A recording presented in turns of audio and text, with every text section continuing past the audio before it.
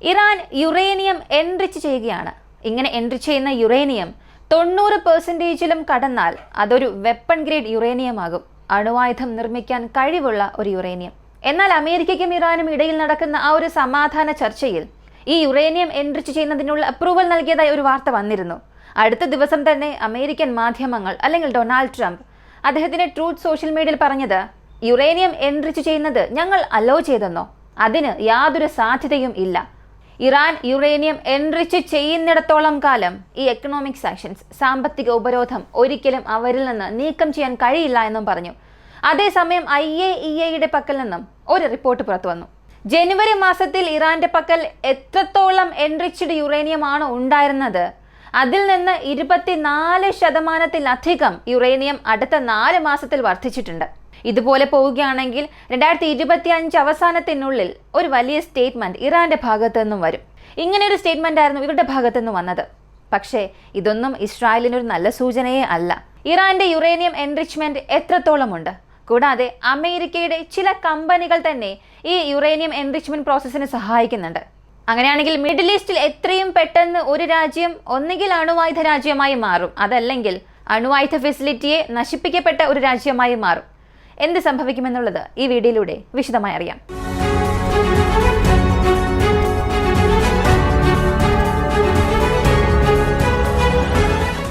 Iran nuclear weapons, ഇതൊരു never ending love story എന്ന് പറയാം. കാരണം മിഡിൽ ഈസ്റ്റിൽ ഉള്ളതിൽ വെച്ച് ശക്തിയേറിയ ഒരു രാജ്യമായി മാറിക്കൊണ്ടിരിക്കുന്നത് ഇസ്രായേലാണ്.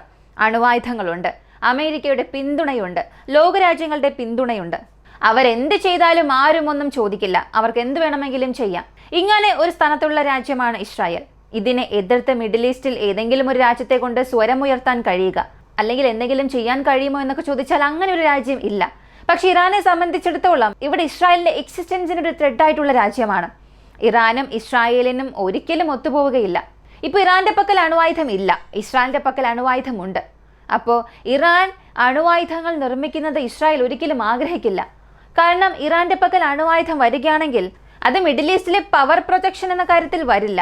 എൻ്റെ കാര്യത്തിൽ അണുവായുധമുണ്ട്, ഞാനാണ് വലിയവൻ, അങ്ങനെ ഒരു കാര്യത്തിൽ വരില്ല. അതേസമയം എന്നാണോ ഇറാൻ അണുവായുധം നിർമ്മിക്കുന്നത് അന്ന് മുതൽ ഇസ്രായേലിന്റെ കൗണ്ട് ഡൗൺ ആരംഭിക്കും. ഇറാൻ ഇസ്രായേലിനെ അണുവായുധത്താൽ ആക്രമിക്കുമെന്നുള്ളൊരു ഭയം ഇസ്രായേലിനുണ്ട്. ഇതാണിപ്പോൾ കൂടുതലായി വരുന്നൊരു വാർത്ത.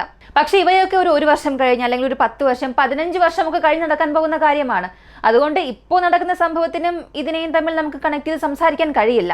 കാരണം അവരുടെ പക്കൽ ഒരു അണുവായുധം വന്നാൽ മാത്രമേ ഈ സംസാരത്തിലോട്ട് നമുക്ക് പോകാൻ കഴിയുകയുള്ളൂ. അണുവായുധം വരാത്തിടത്തോളം കാലം ഇസ്രായേലിന് അവിടെ നിലനിൽപ്പിന്റെ ഒരു ഭീഷണി ഇല്ല. എങ്കിൽ പോലും ഇത് വളരെ എളുപ്പത്തിൽ നമുക്ക് അങ്ങനെ വിട്ടിട്ട് പോകാൻ സാധിക്കില്ല. കാരണം ഇന്ന് അണുവായുധം ഇല്ല എന്ന് പറഞ്ഞ രാജ്യം നാളെ പെട്ടെന്ന് വന്ന് ഞങ്ങളുടെ പക്കൽ അണുവായുധം ഉണ്ടെന്ന് പറയും. അങ്ങനെ അല്ലെങ്കിൽ അണുവായുധം നിർമ്മിക്കുന്നതിന്റെ എല്ലാ പ്രോസസ്സും അവസാനിപ്പിച്ചു എന്ന് പറയും, അല്ലെങ്കിൽ അണുവായുധ പരീക്ഷണം നടത്തി കാണിച്ചു എന്ന് വരെ പറയും. ഇസ്രായേൽ ഇതുകൊണ്ട് മാത്രമാണ് ഇതിനെ ഒരു സീരിയസ് ത്രെഡായി കാണുന്നത്. ഇനി അണുവായുധം നിർമ്മിക്കുന്നതിനും നിരവധി പ്രോസസ്സ് ഉണ്ട്.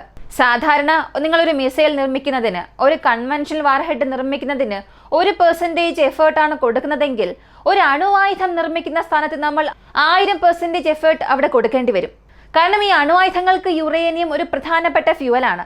യുറേനിയം, പ്ലൂട്ടോണിയം, ഇതിന്റെ ബേസ് ഇല്ലാതെ ന്യൂക്ലിയർ വെപ്പൺസ് നിർമ്മിക്കാനും സാധിക്കില്ല.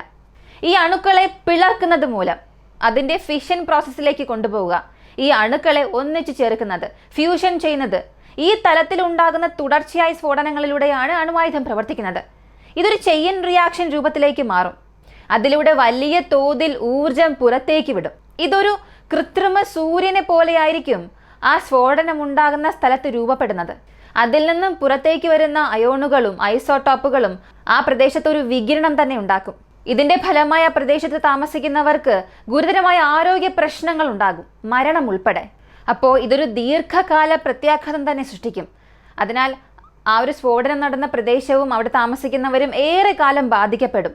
അണുവായുധം നിർമ്മിക്കുന്നത് ഒരു വലിയ പ്രക്രിയയാണെന്ന് നമുക്കറിയാം. എന്നാൽ അത് എങ്ങനെ ഉണ്ടാക്കുന്നുവെന്നതും അതിനാവശ്യമായ അടിസ്ഥാന ഘട്ടങ്ങൾ എന്തൊക്കെയാണെന്നുള്ളതും മനസ്സിലാക്കേണ്ടത് അത്യന്താപേക്ഷിതമാണ്. ഉദാഹരണത്തിന് യുറേനിയം എന്ന മൂലകത്തിൽ U-235 എന്ന ഐസോടോപ്പ് ശുദ്ധമായ രൂപത്തിലേക്ക് മാറ്റണം. സാധാരണ രൂപത്തിലുള്ള യുറേനിയത്തിൽ അത്ര പ്രവർത്തനക്ഷമതയില്ല.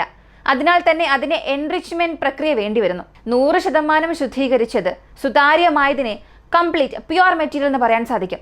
അണുവായുധത്തിന് അത് അനുയോജ്യമാണ്. എന്നാൽ 20%, 30%, 40% എന്നിങ്ങനെ വിവിധ തോതിൽ എൻറിച്ച് ചെയ്യപ്പെടുന്ന യുറേനിയത്തെ വ്യത്യസ്ത പ്രവർത്തനങ്ങൾക്ക് വേണ്ടി നമുക്ക് ഉപയോഗിക്കാൻ സാധിക്കും. ഉദാഹരണത്തിന് 20 മുതൽ 25% വരെ ശുദ്ധീകരിച്ച യുറേനിയം ആണെങ്കിൽ ആണവ നിലയങ്ങളിൽ ഫ്യൂവലായി ഉപയോഗിക്കാൻ കഴിയും. അതിൽ നിന്ന് മെഡിക്കൽ ഫീൽഡിലേക്കും ഉപയോഗിക്കാൻ സാധിക്കും. ആശുപത്രികളിൽ, പ്രത്യേകിച്ച് റേഡിയോളജി ഡിപ്പാർട്ട്മെന്റിൽ, MRI, CT സ്കാൻ തുടങ്ങിയവയ്ക്കെല്ലാം ഉപയോഗിക്കുന്ന തരത്തിലുള്ള റേഡിയോ ആക്റ്റീവ് മെറ്റീരിയൽസ് ഇതിൽ നിന്നാണ് ലഭിക്കുന്നത്. ഇതുപോലെ ന്യൂക്ലിയർ സയൻസ്, ന്യൂക്ലിയർ ടെക്നോളജി എന്നത് അണുവായുധ നിർമ്മാണത്തിന് വേണ്ടി മാത്രമല്ല ഉപയോഗിക്കുന്നത്. ഇത് mineral origination, medical field, radiology, cancer treatment തുടങ്ങിയ നിരവധി സിവിലിയൻ ആവശ്യങ്ങൾക്ക് വേണ്ടിയും ഇത് ഉപയോഗിക്കുന്നുണ്ട്. പക്ഷേ സിവിലിയൻ ആവശ്യത്തിന് ഉപയോഗിക്കുന്ന യുറേനിയം ആണെങ്കിൽ അതിന്റെ എൻറിച്ച്മെന്റ് എന്നത് 60% കൂടാൻ പാടില്ല. അതിനു മുകളിൽ പോകുന്ന എൻറിച്ച്മെന്റ് ആണെങ്കിൽ തീർച്ചയായും ആയുധങ്ങൾക്ക് വേണ്ടിയായിരിക്കും. ഇനി എൻറിച്ച് ചെയ്യുന്നതിൽ പ്രധാനപ്പെട്ട ഒരു പ്രോസസ്സ് ഉള്ളത് തന്നെ ഈ സെൻട്രിഫ്യൂജ് സിസ്റ്റമാണ്. സെൻട്രിഫ്യൂജ് സിസ്റ്റം എന്നത് ഏറ്റവും പ്രധാനപ്പെട്ട ഒരു എൻറിച്ച്മെന്റ് പ്രക്രിയയാണ്. ഇതിൽ ചെയ്യുന്നത് യുറേനിയം അടങ്ങിയ ഗ്യാസുകൾ ഒരു പ്രഷർ ചാമ്പർ വഴി എക്സ്ട്രീം സ്പീഡിൽ റൊട്ടേറ്റ് ചെയ്യിപ്പിക്കുന്നു. മിനിറ്റിന് 1000കണക്കിന് റൗണ്ട് സഞ്ചരിക്കുന്ന ഈ ഒരു സംവിധാനത്തിലൂടെ അതിൽ നിന്ന് വളരെ ശുദ്ധമായ യുറേനിയം പുറത്തേക്ക് വരും. ഇതൊരു വലിയ പ്രോസസ്സാണ്. ഈ ഒരു പ്രക്രിയയ്ക്ക് നാളുകൾ, മാസങ്ങൾ വരെയും സമയമെടുക്കും. കാരണം ഇത് സൂക്ഷ്മതയും സ്ഥിരതയും ആവശ്യമായുള്ള ഒരു കാര്യമാണ്. എന്നാൽ IAEA എന്നൊരു സംഘടന, ഇന്റർനാഷണൽ അറ്റോമിക് എനർജി ഏജൻസി, ഇവർ ചെയ്യുന്നത് ആണവ സാങ്കേതിക വിദ്യയുടെ നിയന്ത്രണത്തിനും നിരീക്ഷണത്തിനുമുള്ള ഒരു അന്താരാഷ്ട്ര സംഘടനയാണിവർ. ഈ ഏജൻസി എല്ലാ അംഗരാജ്യങ്ങളിലും നിയന്ത്രണം ചെയ്യാനുള്ള ഒരു അധികാരമുണ്ട്. ഈ ആണവോർജ്ജം സിവിലിയൻ ആവശ്യങ്ങൾക്ക് വേണ്ടി മാത്രമാണ് ഉപയോഗിക്കുന്നത്, അല്ലെങ്കിൽ ആയുധ നിർമ്മാണത്തിന് വേണ്ടി ഇവർ മറച്ചു പിടിച്ചിട്ടുണ്ടോ എന്നുള്ളതെല്ലാം ഇവർ പരിശോധിക്കും. ഇതൊക്കെ ഇവരുടെ ഒരു ചുമതലയാണ്. ഇവർക്ക് ഏതൊരു ന്യൂക്ലിയർ സൈറ്റിലും സന്ദർശിക്കാനുള്ള, റേഡിയേഷൻ സാമ്പിളുകൾ എടുക്കാനുള്ള, പരിശോധനകൾ നടത്താനുള്ള അവകാശമുണ്ട്. ഒരു സൈറ്റിൽ അനുവദിച്ച നിലയ്ക്കുള്ള റേഡിയേഷൻ തോതിലും കൂടുതൽ കാണപ്പെടുകയാണെങ്കിൽ അവിടെയുള്ള യഥാർത്ഥ പ്രവർത്തനത്തെക്കുറിച്ച് അന്വേഷിക്കാൻ IAEAക്ക് അധികാരമുണ്ട്. കാരണം ഈ പറഞ്ഞ അളവിനേക്കാൾ യുറേനിയം എൻറിച്ച് ചെയ്യുമ്പോൾ അവിടെ റേഡിയേഷന്റെ അളവും അധികമാകും. അതുകൊണ്ട് തന്നെ IAEAക്ക് ഇറാൻ ഒരു തടസ്സം ഏർപ്പെടുത്തിയിട്ടുണ്ട് അവിടെ. അതിന് കാരണവും ഈ യുറേനിയം എൻറിച്ച്മെന്റ് ആണ്. ഇപ്പോൾ അമേരിക്കയുടെ ചില പങ്ക് ഇതിലുണ്ടെന്ന് ഞാൻ പറഞ്ഞു. ഈ ആണവ നിലയങ്ങളിൽ ന്യൂക്ലിയർ ഫ്യൂവൽസ് ഉപയോഗിക്കുന്നത് ന്യൂക്ലിയർ യുറേനിയം റോഡ്സും പ്ലൂട്ടോണിയം റോഡ്സുമാണ്. അതിലും ഈ ന്യൂക്ലിയർ യുറേനിയം എൻറിച്ച് ചെയ്യുന്നതിൽ മാഗ്നറ്റോസ്, റിംഗ് മാഗ്നറ്റ് റോഡ്സിന് വളരെ പ്രധാനപ്പെട്ട ഒരു പങ്കുണ്ട്. പക്ഷെ ഇത് ഉൽപ്പാദിപ്പിക്കാനുള്ള ഫെസിലിറ്റി ഇറാന്റെ പക്കലില്ല. തുടക്കത്തിൽ റഷ്യയുടെ പക്കൽ നിന്നും ചില സഹകരണങ്ങൾ ഉണ്ടായിരുന്നെങ്കിലും ഇപ്പോൾ ഇറാൻ അനധികൃതമായി ബ്ലാക്ക് മാർക്കറ്റിലൂടെ ന്യൂക്ലിയർ ടെക്നോളജിയും പ്രത്യേകിച്ച് മാഗ്നറ്റിക് റിങ്ങുകളും സെൻട്രിഫ്യൂസിന് വേണ്ട മെറ്റീരിയൽസും എല്ലാം വാങ്ങുന്നുണ്ട്. റഷ്യയുടെ പക്കൽ നിന്നും ലഭിച്ചു, പക്ഷെ അവർക്കത് തികയുന്നില്ല, അധികം ആവശ്യമായി വരുന്നുണ്ട്.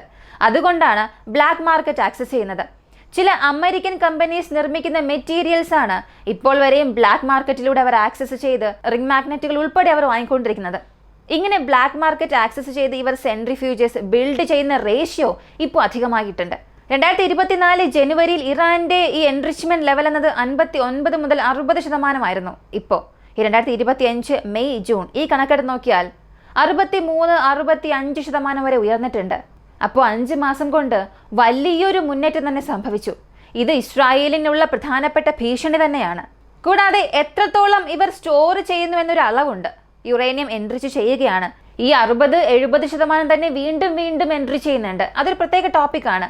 പക്ഷേ എത്രത്തോളം കൂടുതൽ എൻറിച്ച് ചെയ്യപ്പെടുന്നു അതാണ് പ്രധാനപ്പെട്ടത്. ഉദാഹരണത്തിന് എൻ്റെ പക്കൽ ഒരു 10 കിലോ എൻറിച്ച്ഡ് യുറേനിയം ഉണ്ടെങ്കിൽ അതൊരു ത്രെട്ടാണ്. പക്ഷെ അത് തന്നെ ഇറാൻ ഇപ്പോൾ ചെയ്തിരിക്കുന്നത് ആ എൻറിച്ച് ചെയ്യുന്ന അളവ് ഇൻക്രീസ് ചെയ്യുന്നു, മാത്രമല്ല ആ ക്വാണ്ടിറ്റിയും ഇൻക്രീസ് ചെയ്യുന്നുണ്ട്. എവിടെയെല്ലാമാണോ എൻറിച്ച്ഡ് യുറേനിയം സ്റ്റോർ ചെയ്യാൻ കഴിയുന്നത് അവിടങ്ങളിലെല്ലാം അവർ സ്റ്റോർ ചെയ്ത് വെച്ചിട്ടുണ്ട്. പക്ഷേ 30% മാത്രം സ്റ്റോർ ചെയ്ത് വെച്ചിരുന്ന സ്ഥാനത്ത് ഇപ്പോൾ 48% അത്രത്തോളം അധികമായിട്ടുണ്ട്. ഇതും ഒരു ക്ലിയർ ആയിട്ടുള്ള മുന്നറിയിപ്പാണ്. ഇപ്പോൾ അമേരിക്കയുടെ അറിയിപ്പ് ഇടയ്ക്ക് വന്നിരുന്നു, യുറേനിയം നിങ്ങൾക്ക് എൻറിച്ച് ചെയ്യാം, എന്നാൽ അത് സിവിലിയൻ പർപ്പസിന് വേണ്ടി മാത്രം, ആ ഒരു അളവിൽ മാത്രമേ എൻറിച്ച് ചെയ്യാൻ പാടുള്ളൂ എന്ന്. അതിന് US അപ്രൂവൽ നൽകി. ഇതിന് പകരം ഇറാന് നൽകിയ സാമ്പത്തിക ഉപരോധം നീക്കുമെന്നൊരു അറിയിപ്പും പുറത്തു വന്നിരുന്നു. എന്നാൽ അതിനൊരു എതിർപ്പ് ഇപ്പോൾ അമേരിക്കയുടെ ഭാഗത്തു നിന്ന് വന്നിട്ടുണ്ട്. ഞങ്ങൾ അങ്ങനെ ഒന്നും തന്നെ പറഞ്ഞിട്ടില്ല. ഇറാൻ അവരുടെ ന്യൂക്ലിയർ സൈറ്റ്സിന് ഓപ്പണായി ഞങ്ങളുടെ പക്കൽ ഇൻസ്പെക്ഷന് അലോ ചെയ്യാതിരിക്കുന്നിടത്തോളം കാലം യുറേനിയം എൻറിച്ച്മെന്റ് ഇറാൻ പൂർണ്ണമായും അവസാനിപ്പിക്കാത്തതുവരെയും ഇറാൻ നൽകിയിട്ടുള്ള സാമ്പത്തിക ഉപരോധം ഞങ്ങൾ ഒരിക്കലും നീക്കം ചെയ്യില്ല. ഇങ്ങനെ വളരെ വ്യക്തമായ ഒരു കാര്യം പറഞ്ഞു. എന്നാൽ ഇറാൻ ഇതിന് നൽകിയ ഒരു മറുപടി, ഒറ്റ വാക്കിൽ ഒരു മറുപടി നൽകി, ഞങ്ങളുടെ യുറേനിയം എൻറിച്ച്മെന്റ് ഞങ്ങളുടെ മാത്രം അവകാശമാണ്, അത് ഇത്ര പെർസെൻറ്റേജ് ചെയ്യാവൂ, അത്ര പെർസെൻറ്റേജ് ചെയ്യാവൂ, ഇങ്ങനെ പറയാനുള്ള അവകാശമൊന്നും അമേരിക്കയ്ക്കില്ല. ഞങ്ങളുടെ സംരക്ഷണത്തിന് വേണ്ടി ഞങ്ങൾ ഒരുപാട് കാര്യങ്ങൾ ചെയ്യാൻ തയ്യാറാണ്. അതുപോലെ തന്നെ ഞങ്ങൾ നൽകിയിട്ടുള്ള സാമ്പത്തിക ഉപരോധം ഇത് നീക്കം ചെയ്യാൻ ചില കോംപ്രമൈസസിന് ഞങ്ങൾ തയ്യാറാണ്. എന്നാൽ പൂർണ്ണമായും ഇറാന്റെ പക്കൽ നിന്നും ന്യൂക്ലിയർ പവർ എടുക്കണമെന്ന് ആരെങ്കിലും ചിന്തിച്ചാൽ അതിന് ഇറാൻ ഒരിക്കലും സമ്മതിക്കില്ല. ഇങ്ങനെയാണ് പറഞ്ഞ് അവസാനിപ്പിച്ചത്. അപ്പോൾ ഇതേ രീതിയിൽ പോവുകയാണെങ്കിൽ തീർച്ചയായും ഒരു ദിവസം ഹെഡ്ലൈൻസിൽ ഒരു വാർത്ത അറിയാൻ സാധിക്കും, ഇറാൻ മിഡിൽ ഈസ്റ്റിൽ ഒരു ന്യൂക്ലിയർ പവറായി മാറി, ന്യൂക്ലിയർ ടെസ്റ്റ് കണ്ടക്ട് ചെയ്തു എന്നൊക്കെ. ഇതിനൊന്നും നമ്മൾ അധിക ദിവസം കാത്തിരിക്കേണ്ടി വരില്ല. പക്ഷേ ഇസ്രായേൽ ഒരിക്കലും ഇതൊന്നും അലോ ചെയ്യില്ല.